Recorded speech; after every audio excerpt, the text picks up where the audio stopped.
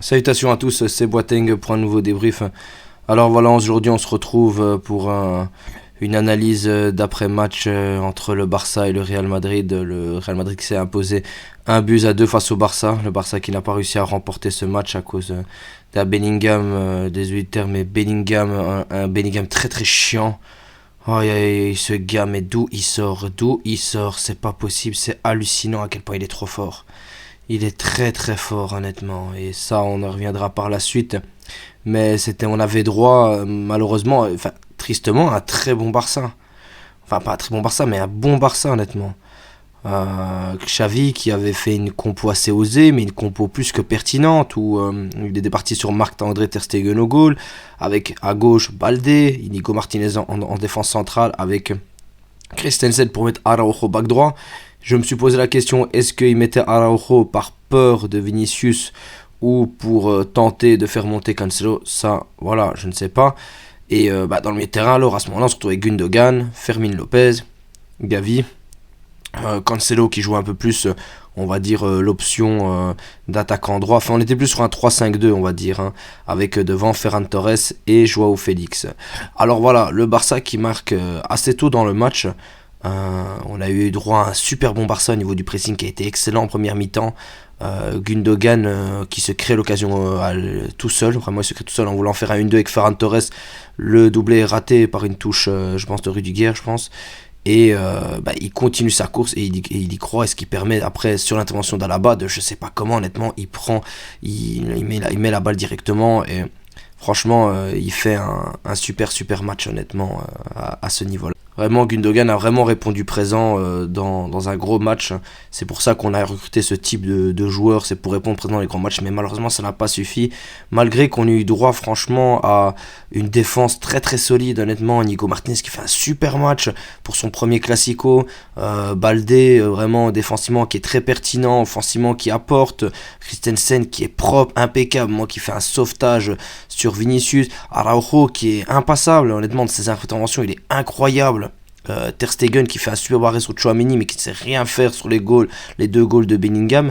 Et dans le milieu de terrain, c'est ça qui est triste, c'est que Fermin Lopez fait un super match. Gavi est impitoyable, le nombre de ballons qu'il récupère dans le milieu de terrain. Gundogan répond présent. Joao Félix est déstabilisant. Ferran Torres, voilà, rate un peu mais bon, il est un minimum pertinent. Joao Félix qui fait ce magnifique petit pont sur Rudiger, qui part en contre-attaque techniquement, qui est pertinent, qui est bon, qui apporte. Honnêtement, on a eu droit à un Barça de premier temps de qualité honnêtement. Le Barça aurait pu gagner 3-0 facilement en premier temps si Carvajal ne fait pas un super match. Et voilà, je vais pas saluer sa prestation, mais il fait une prestation incroyable honnêtement en première mi-temps. Sans lui, c'est 3-0 pour le Barça et ce n'est pas un vol. Et ça qui est triste, c'est de se dire que vraiment le Barça ne méritait pas cette défaite. Vraiment, le Barça ne méritait pas cette défaite, même si la deuxième mi-temps est beaucoup plus pour le Real Madrid. Le Barça pousse. Le Barça a un poteau d'Inigo Martinez, un sauvetage de Kepa sur la frappe d'Araujo. On a trois occasions de Lewandowski. On a le Barça qui pousse au maximum, même si on a eu l'entrée de Rafinha qui était catastrophique. Mais surtout, on a un gros joueur qui a saboté tout le match, c'est Romeo. Romeo, je suis désolé, il sabote le match honnêtement. Il rentre, t'es pas serein avec lui, le gars il te foire toutes ses passes, il ne suit pas ses hommes, c'est du grand n'importe quoi. Mais la vraie chose que j'aimerais comprendre, c'est Bellingham. Qu'est-ce que Bellingham faisait tout seul lors de la frappe honnêtement?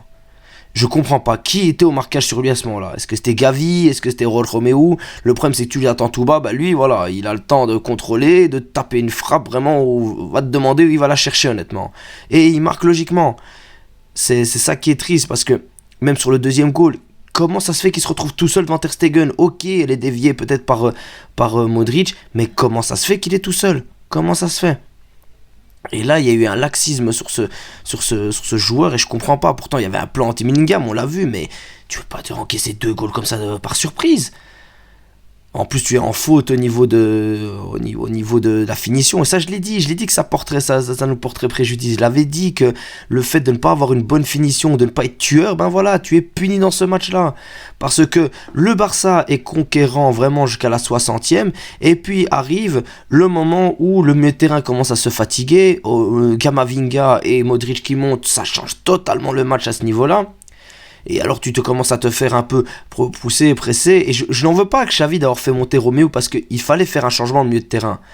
C'est clair qu'avec notre équipe A, tu as un De Jong, tu peux switcher avec un Gavi, tu peux switcher avec un Pedri, enfin bref, tu as même Fermin Lopez, tu as des solutions. Mais là, Roméo, c'est une entrée catastrophique. Et ça fout en l'air tout le match honnêtement. Et le Real pousse. Et tu sens qu'ils vont revenir. Tu sens qu'ils ont assez encaissé. Ils ont assez résisté. Et maintenant, ils doivent te crucifier. Et ils te crucifient. C'était pas un grand Real en face. Hein. Ce n'était pas un grand Real. Mais c'est un Real, voilà, pertinent. Un Real, honnêtement, au rendez-vous au niveau de la finition. Et très efficace. Et c'est ce qui me désole vraiment, parce que je peux vraiment pas en vouloir à Xavi sur la compo qu'il a tenté. Elle a vraiment été pertinente. Fermin Lopez, mais pour un premier classico, un classico extraordinaire, honnêtement, un super classico. Vraiment un super classico. Gavi, mais à se demander comment il a 18-19 ans comme Bellingham, honnêtement, c'est vraiment triste, c'est vraiment triste de dire qu'on perd là-dessus, parce que voilà, maintenant t'as 4 points de retard. Le Real a pris une superbe option en gagnant ce match au Camp Nou, enfin à Montjuic plutôt, donc à domicile. Donc on prend encore une mauvaise option pour le titre. Je pense que le titre est quasiment perdu, même si la saison est encore longue, mais tant que ce Bellingham est là, ils sont inarrêtables honnêtement. Ce gars les sauve tout le temps. Il les sauve tout le temps, c'est pas possible honnêtement, c'est pas possible. C'est un Real qui est bon défensivement, mais dans le jeu qui ne propose rien. Rodrigo, honnêtement, on le maintient bien. Vinicius, il est invisible honnêtement. Et tu as ce gars qui sort de nulle part et qui va te planter 2 buts. Enfin, et vraiment, le Barça fait un bon match, c'est ça qui est désolant. Le Barça vraiment fait un bon match malgré les absents. Vraiment, tu as cette envie, tu as ce pressing, tout était au rendez-vous. Et c'est ça qui m'attriste vraiment pour le Barça. Xavi vraiment a vraiment répondu présent, mais il ne pouvait rien faire, il était obligé de faire monter Roméo, vraiment, et faire monter Rafinha et Lamal, c'était aussi très bien joué, mais Lamal, il est pas Lamal, autant pour moi, Rafinha, il est inexistant, inefficace. Camavinga arrive à le tenir encore. Camavinga, il est milieu de terrain, il le tient comme s'il avait fait back gauche toute sa vie, honnêtement. Et Rafinha, voilà. Il s'est pas passé un homme qui est milieu de terrain de base, honnêtement, on va comprendre. Lamal, il est trop jeune, donc il est en plus il est à gauche, qui est pas son côté de prédilection, mais il répond un minimum présent, mais c'est pas assez pour lui. Malheureusement, il rentre dans un match plus compliqué, Bellingham qui te déstabilise mentalement avec ce but, donc des changements logiques, même Lewandowski, il fallait le faire monter, Lewandowski, voilà, qui a sa petite frappe. Mais Lewandowski revient de blessure, tout comme Rafinha, donc je n'entendrai pas non plus rigueur, mais c'est pas assez. Et c'est, encore une fois, on perd à cause des blessés. À cause des blessures, on perd ce match. On a peut-être gagné grâce aux blessures, mais sans les blessures, c'est pas le même match. Ce n'est pas le même match sans les blessures. Le Real aussi a des blessés, bien évidemment, mais ils ont des remplaçants pertinents, costauds. Rudiger à la bas, mais t'es tranquille avec ça, t'es vraiment tranquille. Kepa à la place d'Ter Stegen, il fait un bon match, Kepa, il fait un excellent match. Mais bon, à ce niveau-là, voilà, c'est compliqué, c'est 4 points de retard qui font faire très très mal dans la Liga. Maintenant, faut continuer, la saison est encore très longue, il y a encore plein de choses à apprendre, et c'est ce genre de match qui forme des petits talents comme Fermin Lopez, comme Gavi, qui vraiment, là, il passe encore un petit cap, il répond présent dans un gros match comme le Classico. Et vraiment, c'est dommage parce que les occasions, tu les as eues. Vraiment, les occasions, tu les as eues. Tu aurais pu tuer le match plus d'une fois, honnêtement. Est-ce que le Barça était trop laxiste ou est-ce qu'ils se sont fait prendre, à court par le Real Madrid dès que le milieu de terrain a explosé? Mais c'est comme pour tout. Tu perds la bataille du milieu de terrain, tu perds le match. Et le Barça en a fait les frais. Il y a eu un laxisme à la fin sur Bellingham où c'est pas normal qu'ils te mettent un but comme ça. Je sais pas, on dirait 25 mètres, 30 mètres, je sais pas, du but, où il arrive face à face à Ter Stegen. C'est pas normal. Vraiment, ce n'est pas normal du tout. J'espère que le Barça se relèvera, parce que c'est une défaite qui va faire très très mal au moral, tant pour le titre que pour la Ligue des Champions. Il faut pas non plus se déstabiliser. Enfin, être déstabilisé surtout et répondre présent maintenant. Mais il y a beaucoup d'enseignements à retirer de cette compo, par exemple. Cette compo qui était très intéressante. La finition n'a pas été au rendez-vous, mais il y a des choses, voilà, qui peuvent être qui peuvent être encore retravaillés et améliorés, parce que le problème surtout c'est que tu avais surtout le Real qui nous attendait à 5 derrière, à 5 défenseurs derrière, et ils avaient un bloc très bas, donc dans le jeu c'était très dur de débloquer, et en contre-attaque ils font tellement mal que tu peux pas te permettre de trop tenter.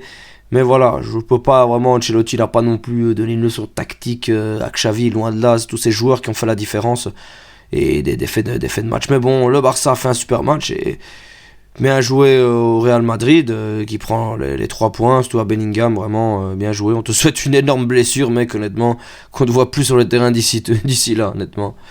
Voilà, avec humour, bien évidemment. Bon, allez, les gars, on se retrouve pour un prochain débrief. On reste debout. Voilà, c'est une défaite qui fait mal, mais on s'en relèvera et on reviendra plus fort. Allez, et Visca Barça.